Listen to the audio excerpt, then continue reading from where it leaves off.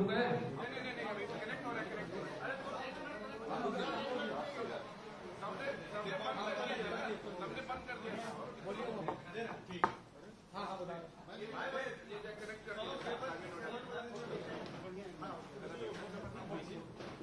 हो गया। हम सबके बीच भारत सरकार के वरिष्ठ मंत्री आदरणीय रविशंकर प्रसाद जी हैं, जो हम सबको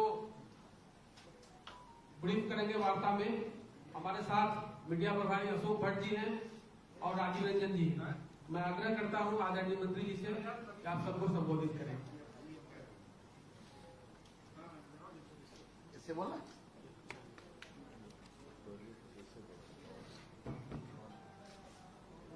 हेलो, आपको मेरी आवाज सुनाई पड़ रही है? मित्रों, ये एक राष्ट्रीय विषय पर बहुत ही महत्वपूर्ण प्रेस वार्ता है और सबसे पहले मैं आपसे क्षमा चाहता हूं कि मैंने आपको एक रविवार को डिस्टर्ब किया और आपको थोड़ा देर बैठना पड़ा क्योंकि प्रधानमंत्री जी का भाषण चल रहा था।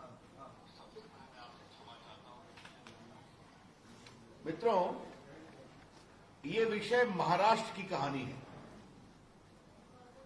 लेकिन जिसका असर पूरे देश की राजनीति पर है। इसलिए भारतीय जनता पार्टी की ओर से राष्ट्रीय स्तर की यह प्रेस कॉन्फ्रेंस पटना में है, क्योंकि मैं अपने क्षेत्र में आया था तो फिर यह निर्णय हुआ कि मैं पटना से ही प्रेस करूं।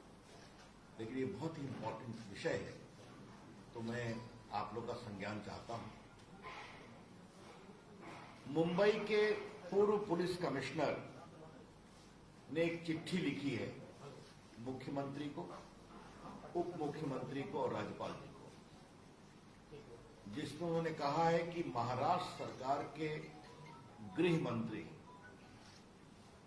सचिन वाजे, जो कई वर्षों तक सस्पेंडेड थे और सीधा उनको क्राइम ब्रांच का असिस्टेंट इंस्पेक्टर बनाया गया, उनको उन्होंने कहा कि 100 करोड़ रुपए का हमें माहवारी बंदोबस्त करके दो। और इसलिए करके दो कि मुंबई में लगभग 1700 डांस बार हैं, रेस्टोरेंट हैं, तो इससे उगाही करोगे तो 40-50 करोड़ रुपए तो ऐसे ही आ जाएंगे अगर 2-3 लाख सबसे लोगे, और बाकी से तो व्यवस्था करो। इसको लेकर महाराष्ट्र में और देश में बहुत ही हंगामा मचा हुआ है।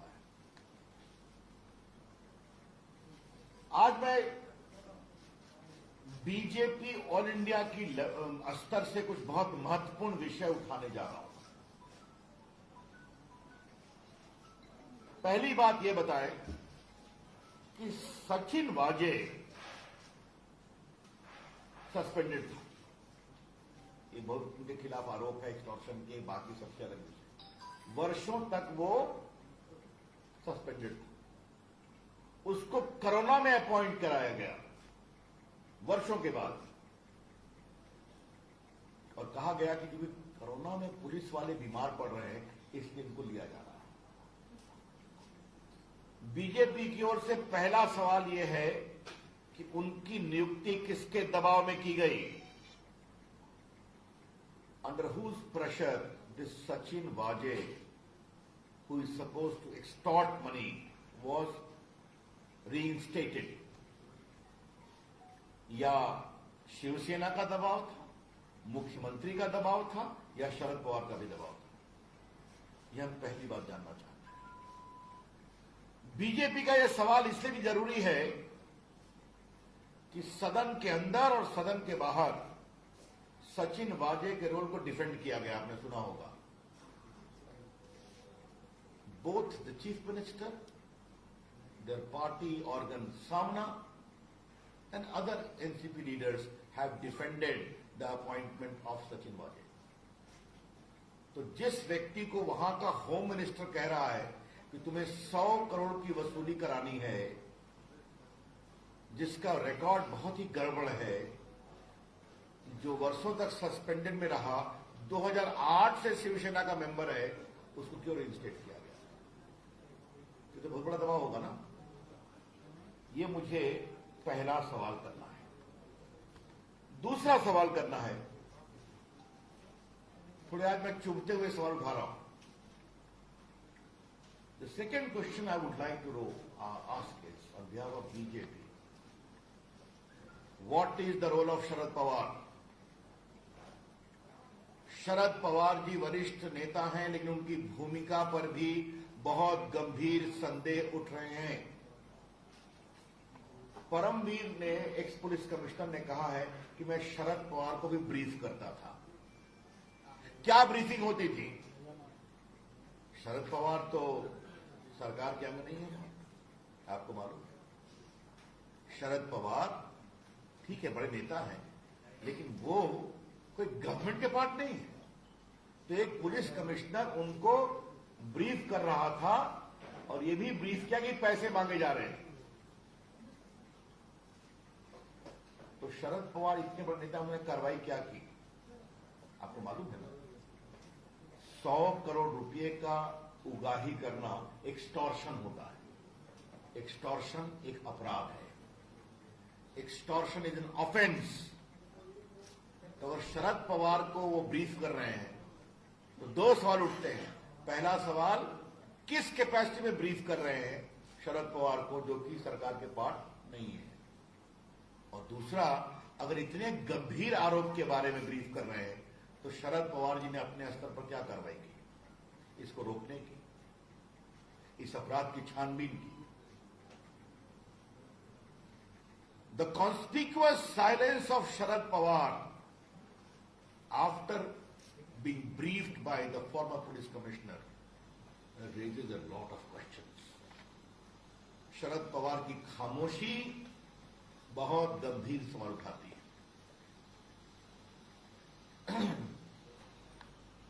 परमवीर पुलिस कमिश्नर रहे। मुंबई एक महत्वपूर्ण स्थान है। उन्होंने उद्धव ठाकरे को चिट्ठी लिखी और यह भी कहा कि हम उनको भी बता रहे थे। उद्धव ठाकरे की शांति क्या कहती है? वो मुख्यमंत्री है ना। और उद्धव ठाकरे की खामोशी और सदन के अंदर विधानसभा और विधानसभा के बाहर उनका सचिन वाजे को डिफेंड करना, ये और गंभीर सवाल उठाता है। आपको मालूम है पत्रकार मित्रों कि सचिन वाजे की हैसियत क्या है? असिस्टेंट पुलिस इंस्पेक्टर, जिसको क्राइम सीआईडी का इंचार्ज दिया गया। ये भी अपने आप में आश्चर्य है। मतलब एक असिस्टेंट पुलिस इंस्पेक्टर की इतनी कुबत है कि उसको एक तरफ सीएम डिफेंड करता है सदन के अंदर, और होम मिनिस्टर कहता है कि तुम 100 करोड़ रुपया हमें उगाही करके दो। It's indeed a very very serious matter. But a simple assistant inspector of police is sought to be defended by the chief minister inside the house and outside. Normally who does it? The SP? The DSP? The chief minister is defending an assistant police inspector, and the home minister is asking him, please extort 100 crore for me every month. ये विषय बहुत ही गंभीर है, और जिनकी मैंने चर्चा की है इसकी बहुत ही ईमानदार गंभीर जांच जरूरी है। The BJP would like to demand for an honest, transparent, fair investigation by an outside agency is important. तो इसमें कई की भूमिका की चर्चा होगी। शरद पवार की भूमिका आएगी, पुलिस कमिश्नर की भूमिका आ सकती है, होम मिनिस्टर की भूमिका आ सकती है, मुख्यमंत्री से कई सवालों का समाधान जरूरी होगा। ये कौन जांच करेगा? तो ये बात मुझे कहनी है। चौथा सवाल मुझे उठाना है, और ये बहुत इंपॉर्टेंट सवाल है। सचिन वाजे को 100 करोड़ रुपया की उगाही करने की जवाबदारी देते हैं गृह मंत्री। उससे और कितने गंदे काम कराए गए हैं? The BJP would like to know that what more dirty work have been sought to be done through the ugly face of Sachin Waje, ये भी हम जानना चाहेंगे।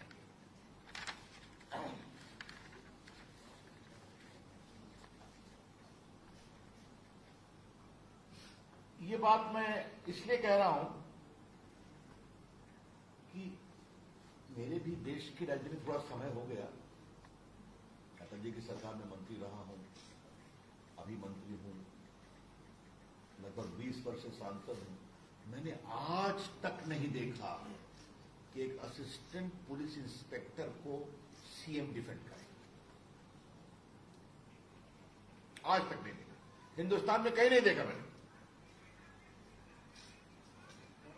तो फिर एक सवाल उठाऊंगा, what was the compulsion to defend Sachin Waze? Sachin वाजे को बचाने की क्या मजबूरी थी? सचिन वाजे के पेट में क्या क्या सीक्रेट है? What are the secrets locked in the stomach of Sachin Waze? ये हम जरूर जानना चाहेंगे। क्योंकि देखिए, इस बात को समझा जाए, एक असिस्टेंट इंस्पेक्टर जो वर्षों तक सस्पेंडेड रहा, उसने कई लोगों को मारा है, वो अलग विषय, छोड़िए उसको, मैं कुछ नहीं बोलूंगा, वो अलग जांच का विषय है। 2008 में वो शिवसेना में आता है, 8 या 9 में। कोरोना में उसको रीइंस्टेट करते हैं और उससे गलत कामों की श्रृंखला शुरू होती है। This conspiracy is wide spread. ये पूरा षड्यंत्र बहुत वाइड स्प्रेड है, ये मैं आपसे कहना चाहता हूं।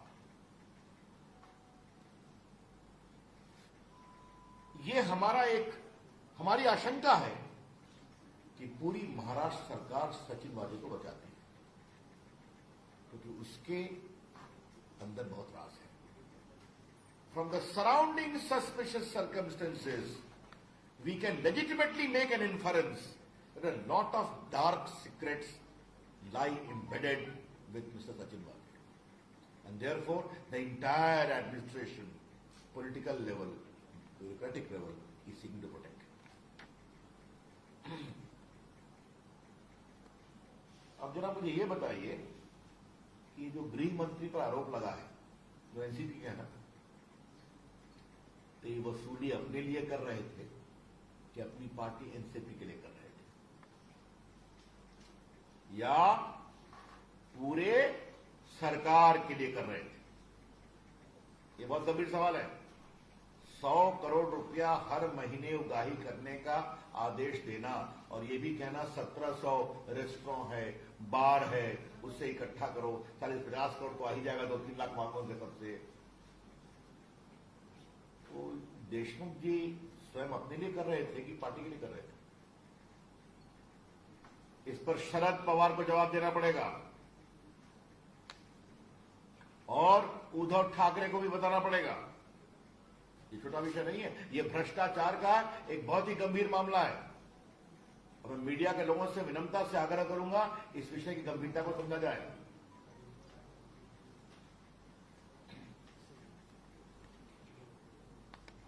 इससे एक और बड़ा गंभीर सवाल उठता है। 100 करोड़ टारगेट था मुंबई से, तो कृपया करके उद्धव ठाकरे, शरद पवार जी बताएं कि पूरे महाराष्ट्र का टारगेट क्या था? You know, Maharashtra is an affluent state of the country,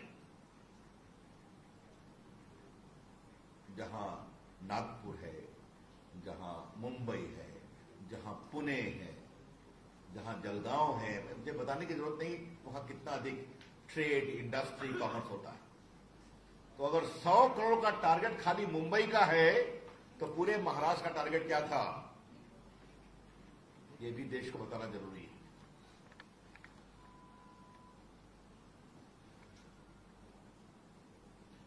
और अगर एक मंत्री का टारगेट यह था, तो बाकी मंत्रियों का टारगेट क्या था? If this is the target by the Home Minister, then what was the target by the other ministers? ये लूट की पराकाष्ठा है। एक शब्द, ये करप्शन नहीं है, इसे कहते हैं ऑपरेशन लूट। सरकारी तंत्र का दुरुपयोग करो और जनता के पैसे लूटो, ये उसका टेक्स्ट बुक केस है।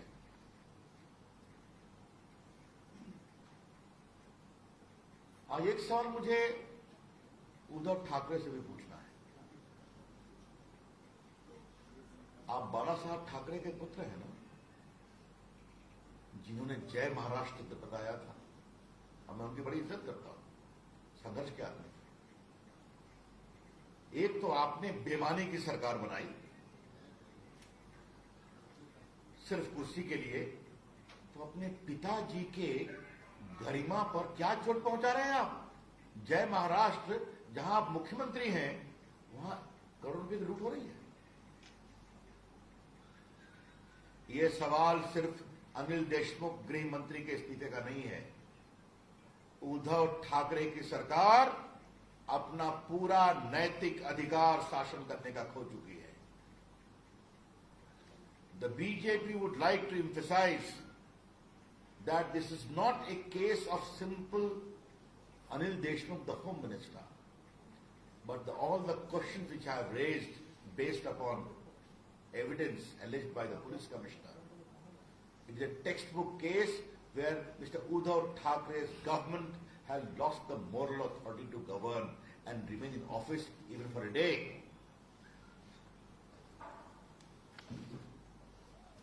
भारतीय जनता पार्टी इस विषय को बहुत गंभीरता से उठाएगी और महाराष्ट्र में सड़कों पे आएगी। ये छोटा विषय नहीं है। क्या कहते हैं? आघाड़ी कहते हैं ना, आघाड़ी, महाआघाड़ी कहते हैं ना, महाआघाड़ी, धन्यवाद। तो इसे कहते हैं लूट की महाआघाड़ी। ये शासन की महाआघाड़ी नहीं है, लूट की Maha Aghadi. It is not a Maha Aghadi for governance, for welfare, for development. It is a Maha Aghadi for लूट इन महाराष्ट्र। ये कमाल का मॉडल है साहब। भ्रष्टाचार की लड़ाई लड़ने में पटना के पत्रकारों को मालूम है मेरी कुछ भूमिका रही है बिहार में। वहां भी कई मॉडल था, चारा घोटाले में, अलकतरा घोटाले में। ये तो कमाल का मॉडल है साहब। ऐसा मॉडल बहुत कम देखने को मिला है, इसलिए इसे बहुत ही गंभीरता से लेते हैं। और मीडिया के लोगों से मेरी विनम्र प्रार्थना है, कृपया करके इस विषय को गंभीरता से लें। देश की मीडिया ने भ्रष्टाचार को एक्सपोज करने में बड़ी भूमिका निभाई है और आज आपके लिए अवसर है कि जब इतने बड़े लूट का एक कुत्सित उदाहरण सामने में आया है, अगली example, please examine it properly and continue to report for the country. Thank you, that's all from me. Any questions? Ravishankar ji, केंद्र में आपकी सरकार है, वहां जांच करवाएंगे क्या? अब ये विषय शासकीय स्तर पर लिया जाएगा। एनआईए तो जांच कर रही है। वो जो घटना हुई है किला के सामने में और एक जो गाड़ी को अंदर मारा गया, देखते हैं। उन्होंने मिस्टर वाजे को भी गिरफ्तार किया, ये तो नई कहानी है ना, देखते हैं। पॉलिटिकल को भी देंगे, पॉलिटिकल पार्टी के जो कार्यकर्ता है वो सरकार में आ सकते हैं क्या? वो दोबारा भी स्टेक हो सकते हैं? पॉलिटिकल वो 2008 या 9 में जैसा आपने बताया कि शिवसेना की सदस्य होगी, उसके बाद पुनः सरकार में आएगी। ये सरकार, ये सवाल आप मुझसे मत पूछिए। ऐसा है, सिंपल सी बात है। अब लीगली वो नहीं आ सकते, वो दिखा देंगे को इस्तीफा दे दिया उन्होंने नेशनल कॉन्फ्रेंस, उधर रिकॉर्ड भी बना सकते हैं। लेकिन ये तो अपने आप में बड़ा अजूबा है ना कि कोरोना काल में क्योंकि पुलिस वालों की कमी है, इसके उनको बना दिया और बना करके असिस्टेंट इंस्पेक्टर को सीधा पूरा क्राइम का इंचार्ज बना दिया मुंबई में। और बाकी उनकी कहानी तो मैं बता ही चुका हूं। परमजीत सिंह और सचिन वाले ugliest face would be determined in inquiry, fair inquiry. Not only these two, who were their patrons? Paramveer Singh was ugliest, but right now Who? Paramveer Singh, police commissioner. Sushant Singh Rajput के केस में उनकी बहुत फजीहत हुई। देखिए ऐसा है, उनकी फजीहत तो सब जानते हैं, लेकिन अभी तो वो पुलिस कमिश्नर ने इतना बड़ा आरोप लगाया है कि वाजे ने हमको आके बताया कि मंत्री जी ये मांग रहे हैं, तो ये सारे की जांच तो होनी चाहिए ना। Uddhav Thackeray being silent on the whole issue and Sharad Pawar being briefed by Anil Deshmukh and Ajit Pawar and all those, does it show that Sharad Pawar was in fact running the government and this whole extortion racket which was running, Sharad Pawar had every information? I can only tell you Sharad Pawar ji has a lot to answer. Who runs the government of Mr. Thackeray is none of my concern. But the pure question of constitutional propriety is, how was a police commissioner briefing such a serious issue to Mr. Pawar? And what action did he take? Did he report the matter to the police? It is serious. These are questions. But Paramveer had already sent a message to the Chief Minister. He had informed Chief Minister about everything. But despite that, everyone being silent on this thing, does it mean that everyone was hand in glove with this and this extortion was... Their silence raises a lot of questions. Sir CBI से जांच कराएंगे दो मोटो आप लोग देंगे sir देखिए, अभी जो देश का कानून है, एनआईए की जांच तो हम कर सकते हैं राष्ट्रीय सुरक्षा के दृष्टिकोण से, लेकिन सीबीआई की जांच के मामले में राज्य की सहमति जरूरी होती है या फिर कोर्ट का आदेश। समझते हैं, हम फेडरल प्रिंसिपल का सम्मान करते हैं, लेकिन अगर उद्धव ठाकरे चाहते हैं कि दूध का दूध पानी का पानी हो, तो उनको स्वयं सीबीआई को ऑफर करना चाहिए। That's all. Thank you. नमस्ते।